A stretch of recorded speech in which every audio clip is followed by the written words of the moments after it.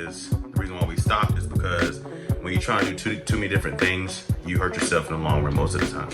Especially when those things don't correlate very well as far as moving and junk removal go. Some things are better, like demolition and junk removal, but for the most part, the moving and junk removal were just too different. Even though they sound alike and a lot of people do it, they're too different. The main thing with that, as far as starting out goes, that with a small company and not a lot of money saved up, it's hard to start a moving company and not have a lot of money saved up. You got to have a good amount of money to get the moving authority and get the right licensing, and to get the vehicle, and you got to worry about the licensing and the vehicle insurance and getting the right commercial insurance. That's very expensive, and I said in the last video as well. It just wasn't feasible, especially with me not making any money. I'm just getting into the game, so I really need something that I can get into and really make some money. I don't have to worry about messing up a customer's home, or something that furniture is going from one place to the next, or trying to learn how to wrap stuff without actually having any experience and all that stuff, and finding reliable people.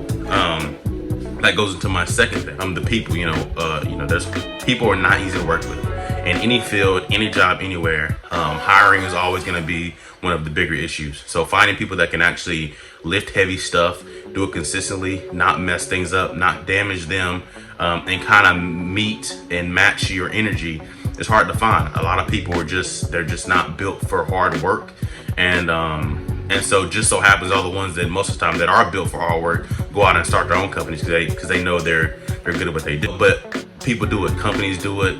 The big companies, 1-800-JUNK, College Hunks, those people are obviously finding people that can work. So it's doable.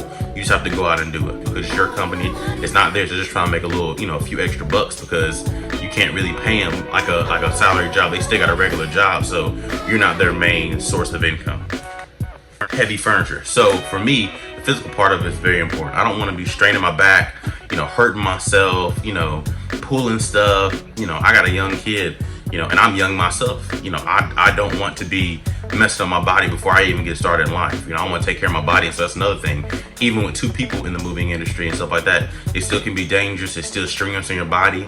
I know people, relatives and people who have worked for them, who have said that it's not the moving is not good on your body. They the owner basically had a lot of problems and issues and stuff like that, and that just didn't seem like something I want to do. The junk removal, yes, there's some things you have to pick up that's heavy, but it's not a part of the job. You could pick up, light brush one day and a bicycle or a mattress or a bunch of stuff. Again, sometimes you will pick up heavy stuff, but it's not going to be on a daily basis. Not like when you go to do a moving job, you're expecting there to be at least something heavy. That's not always the case with a junk removal company. So that's one thing I like. I genuinely just like it. I feel like it fits me. I feel like it's not out of the ordinary for me to do it.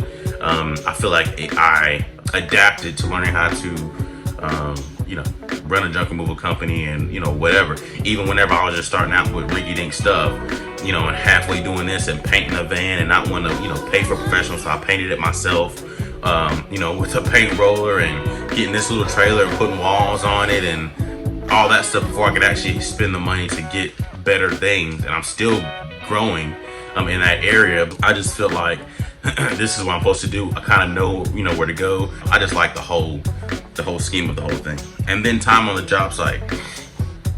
A big thing for me is I don't want to be on a job site for, an hour, 2, 3, 4, 5 hours. The longer you're on a job site, that is usually just adds to the amount of time that something can go wrong.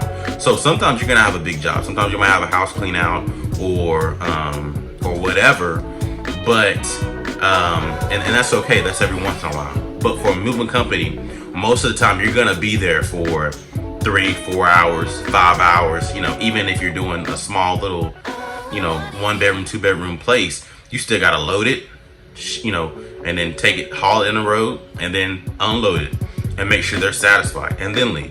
So it just takes longer, more liability on my point. I want to get there, make a good impression on you, and leave before you can even understand what happened. And be like, man, they were in and out, they're gone, that was quick, they were awesome, and leave you with that. I don't want to be there long enough to where you're like, okay, well now I'm used to it. I like to kind of leave, just to leave that customer with an awesome feeling. It's gone, out of their hair. It's not taking 4 or 5 hours, and just leave it that way. That's really why I quit moving.